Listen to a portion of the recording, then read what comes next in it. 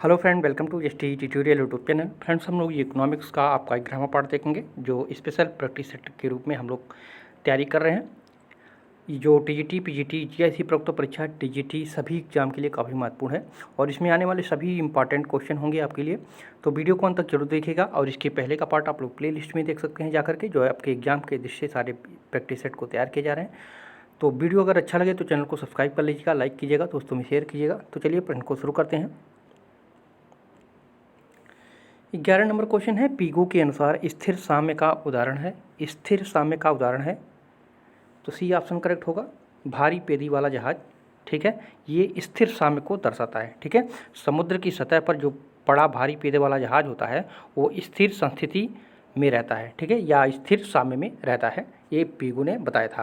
उन्होंने कहा था कि आर्थिक इकाई होती है स्थिर संस्थिति या स्थिर साम्य की स्थिति में तब होती है जब कोई गड़बड़ी पैदा हो जाए तो तत्काल ही ऐसी शक्तियाँ क्रियाशील हो जाती हैं जो कि प्रारंभिक अवस्था को फिर से स्थापित कर देती हैं। ठीक है, और उदाहरण देते हैं कि समुद्र की सतह पर पड़ा भारी पेदे वाला जहाज जो है वो स्थिर साम्य या स्थिर संस्थिति में हमेशा पड़ा रहता है। तो यहाँ पे सी ऑप्शन आपका करेक्ट हो जाएगा।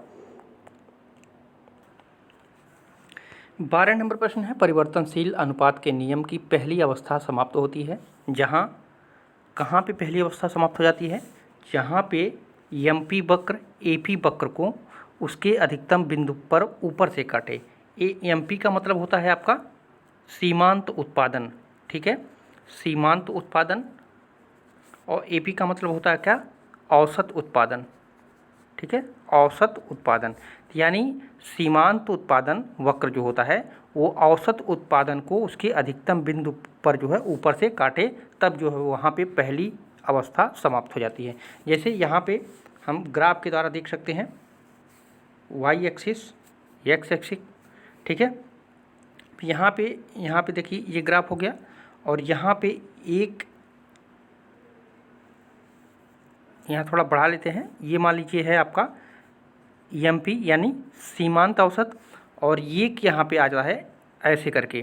ठीक है, यहाँ पे एपी हो जाएगा यानी औसत उत्पादन। ठीक है, तो यहाँ पे जो ये ई बिंदु मिल रहा है, ई बिंदु जो मिल रहा है ये एमपी को जो है एपी के ऊपर से काट रहा है। जब उसके ऊपर से काटता है यहीं पे ये स्थिति समाप्त हो जाती है, यानी ई बिंदु पर जो है ये पहली अवस्था जो है इसकी समाप्त हो गई। ठीक है, इसलिए कहा जाता है कि परिवर्तनशील अनुपात के नियम में जो पहली अवस्था बनती है वो पहली अवस्था दोनों जहाँ पे कटते हैं वहीं पे ये समाप्त हो जाती है, लेकिन जो सीमांत उत्पादन होता है, सीमांत उत्पादन जो है औसत उत्पादन के ऊपर से, यानी वो एमपी जो है वो नीचे हो जाएगा और औसत उत्पादन जो हो जाए वो ऊपर से काट करके जो जहाँ पे जो बिंदु मिलेगी वहीं पे उसकी समापन हो जाती है। ठीक है, तो यहाँ पे आपका डी ऑप्शन करेक्ट हो जाएगा कि एमपी वक्र एपी वक्र को उसके अधिकतम बिंदु पर ऊपर से काटे तब वह जो है पहली अवस्था समाप्त मानी जाती है। ठीक है, वहीं पे वो पहली अवस्था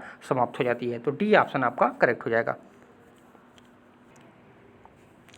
13 नंबर क्वेश्चन है, यदि कीमत मार्ग की लोच डेल्टा एक्स अपान एक्स बटे डेल्टा पी अपान पी हो तथा डेल्टा एक्स अपान एक्स बराबर 0 हो तो कीमत मार्ग की लोच क्या होगा? ये पूछ रहा है आपसे। तो उसकी मार्ग क्या होगा यहाँ पे देख सकते हैं आपको, लोच की मार्ग बराबर दिया है डेल्टा एक्स अपान यहाँ पे एक्स, फिर बटे कर दिया है डेल्टा पी अपान कितना पी। ठीक है, और इसका मान आपको कितना दिया है? 0 दिया है। डेल्टा एक्स अपान एक्स का मान क्या दिया है? 0 दिया है। तो यहाँ पे 0 अपान क्या हो जाएगा? डेल्टा पी अपान पी। तो ये जो है ऊपर जाएगा तो डेल्टा पी नीचे हो जाएगा। ठीक है, डेल्टा जब ये इसको गुणा करेंगे तो ये मान आपका ऊपर हो जाएगा और पी नीचे हो जाएगा। तो यानी इसका मान कितना आ जा रहा है? टोटल 0 आ जा रहा है। ठीक है, टोटल मान कितना आ जा रहा है आपका? अरे 0/1 बराबर 0 हो जाएगा, 0 ही होगा। तो यहाँ पे क्या मान हो जाएगा उसका? 0 हो जाएगा। तो यहाँ पे स्थिति क्या बन जाएगी? 0 होगी। ठीक है, मांग की लोच जो होगी वो 0 हो जाएगी, क्योंकि मांग के मूल्य लोच जो है किसी वस्तु की कीमत में सापेक्ष परिवर्तन के परिणाम स्वरूप उसकी मांग मात्रा में सापेक्ष परिवर्तन है। कीमत व वस्तु की मांग मात्रा में सापेक्ष जो परिवर्तन का अर्थ होता है उसमें आनुपातिक या प्रदर्शित परिवर्तन से होता है, तो इसलिए उसका मान क्या हो जाएगा, हमेशा शून्य रहेगा। तो यहाँ पे ए ऑप्शन आपका करेक्ट हो जाएगा। 14 नंबर क्वेश्चन है, प्रकट अधिमान सिद्धांत आधारित है। तो प्रकट अधिमान सिद्धांत किस पर आधारित है, तो दृढ़ क्रम पर आधारित है। ए ऑप्शन करेक्ट होगा, दृढ़ क्रम पर आधारित है। ठीक है, प्रोफेसर सॉल्यूशन थे, उन्होंने बताया था कि उद्घाटित अधिमान सिद्धांत की अधिमान परिकल्पना उनकी मांग सिद्धांत का आधार है, और इस परिकल्पना के अनुसार एक उपभोक्ता जब विभिन्न वैकल्पिक संयोगों से, मान लीजिए ए बी सी डी, ठीक है, फिर ए सी बी डी इस तरह से कर देता है, ठीक है, विभिन्न संयोगों के संयोग से ए का चयन करता है, दोनों स्थिति में ए का चयन करता है, उसका इस संयोग के पक्ष में दृढ़ अथवा सबल अधिमान स्पष्ट झलकता है। ठीक है, और जिसके कारण वह जो है सभी संयोगों को त्याग देता है बाकी को, और एक और को लेकर के चलता है, यानी एक दृढ़ क्रम पर वो आधारित रहता है। ठीक है, तो यहाँ पे आपका सही हो जाएगा option number A. 15 number question है, कीमत उपयोग वक्र की ढाल कैसी होती है। कीमत उपयोग वक्र की ढाल, तो वस्तु की प्रकृति के संदर्भ में अतिरिक्त सूचना के अभाव में कुछ भी इसका नहीं कहा जा सकता है। ठीक है, तो यहाँ पे डी ऑप्शन करेक्ट हो जाएगा। कीमत उपयोग वक्र की ढाल को वस्तुओं की प्रकृति के संदर्भ में अतिरिक्त सूचना के अभाव में कुछ नहीं कहा जा सकता है, क्योंकि मूल्य उपभोग वक्र जो होता है मूल्य के विभिन्न स्तरों पर प्राप्त स्थिति बिंदुओं का बिंदुपथ है, जो मौद्रिक आय के स्थिर होने पर वस्तुओं के उपभोग या मांग के ऊपर जो है मूल्य में होने वाले परिवर्तनों का प्रभाव व्यक्त करता है। और मूल्य उपभोग वक्र का जो स्वरूप होता है यह बताएगा कि मूल्य प्रभाव ऋणात्मक है या धनात्मक है, अर्थात मूल्य में गिरावट के बाद उपभोग बढ़ता है या घटता जाता है, तथा वस्तु का स्वभाव कैसा होता है। एक तरह से हम कह सकते हैं कि जो है इसको कहना निश्चित है कि कब बढ़ता है कब घटता है, क्या स्थिति बनती है, यहाँ पर इसका कोई अंदाज़ा नहीं लगाया जा सकता है। ठीक है, कीमत वक्र उपयोग में। ठीक है, तो यहाँ पे उतार चढ़ाव से एक तरह से आप लोग समझ सकते हैं, तो यहाँ पे डी ऑप्शन आपका करेक्ट हो जाएगा। 16 नंबर क्वेश्चन है, तटस्थता विधि से उपभोक्ता के संतुलन निर्धारण के लिए उदासीनता वक्र का मूल बिंदु की ओर नतोदर होना आवश्यक है, क्या ये सही है या गलत है। तो इसको करने के लिए हम देख सकते हैं ग्राफ के द्वारा। ठीक है, यहाँ पे देख सकते हैं x हो गया, y हो गया, यहाँ पे देख सकते हैं आप 3 ग्राफ आप ड्रा करते हैं मान लीजिए। ठीक है, तो ये जो स्थिति बन रही है आपकी, यहाँ से अगर इसको हम मिला रहे हैं तो यहाँ से मिलाने पर एक बिंदु यहाँ प्राप्त हो जा रहा है, जो इसको सबसे निचला स्तर और सबसे ऊंचा स्तर यहाँ पे काट रहा है ई बिंदु पे, मान लीजिए। ठीक है, ई बिंदु पे काट रहा है, और पहली स्थिति कहाँ पे ए पे बन रही है और दूसरी स्थिति कहाँ बन रही है, तो यहाँ पे मान लीजिए इस पॉइंट पे बी पे बन रही है। ठीक है, और ये पी एल रेखा हम ड्राइव कर दिए हैं। ठीक है, यहाँ पे वस्तु है, ये भी वस्तु है और ये भी वस्तु की प्रकार है। ठीक है, अब क्या स्थिति बन रही है यहाँ पे, इस संस्थिति स्थापित होने के लिए यह आवश्यक है कि अधिमान वक्र जो है मूल बिंदु की ओर उन्नतोदर हो या घटती प्रतिस्थापन की सीमांत दर जो है प्रदर्शित करे। तो यहाँ पे सभी जो है घटती हुई प्रदर्शित कर रही हैं। ठीक है, लेकिन नतोदर की स्थिति में जो है देखें अगर, तो ई बिंदु पर, ठीक है, यहाँ पे जो ई बिंदु मिल रही है, ई बिंदु पर जो मूल रेखा है, ये पी एल जो मूल रेखा है आपका, ठीक है, अधिमान वक्र की स्पर्श रेखा है। इसको जो है अधिमान वक्र की, ये अधिमान वक्र है जो इसकी स्पर्श रेखा है, तथा ई बिंदु पर मूल्य रेखा की ढाल जो है अधिमान वक्र की ढाल के बराबर है, क्योंकि रेखा चित्र में जो दिया है यक्ष वस्तु जो दिया है, ये जो यक्ष वस्तु दिया है आपका पी ए बी और यल, ठीक है, पी ए बी यल, ठीक है, सभी जो है उच्चतर अधिमान वक्र पर हैं, सभी ये जो है ये उच्चतर अधिमान वक्र पर माने जाएंगे। ऐसी स्थिति में जो M R S X Y, जिसको हम क्या कहते हैं, इसको कहते हैं प्रतिस्थापन की सीमांत दर, M R S X Y प्रतिस्थापन की सीमांत दर जो है यहाँ पे हमेशा बढ़ रही है। ठीक है, यहाँ पे जो है हमेशा क्या हो रही है, बढ़ रही है। ठीक है, तो ऐसी स्थिति में कहा जा बढ़ रही है, घट नहीं रही है, हमेशा ऐसी स्थिति जब होगा तो वहाँ पे बढ़ेगा, घटेगा नहीं। तो यहाँ पे नतोदर होने की कोई गुंजाइश ही नहीं है। ठीक है, यहाँ पे उन्नतोदर हो जाएगा। ठीक है, यहाँ पे उन्नतोदर हो जाएगा। ऐसी स्थिति जब बनती है तटस्थता विधि से उपभोक्ता के संतुलन निर्धारण जब होता है तो वहाँ पे जो है उन्नतोदर की स्थिति बनती है। तो यहाँ पे कहा जा सकता है कि ये गलत है। ठीक है, तो बी ऑप्शन आपका इसमें सही हो जाएगा।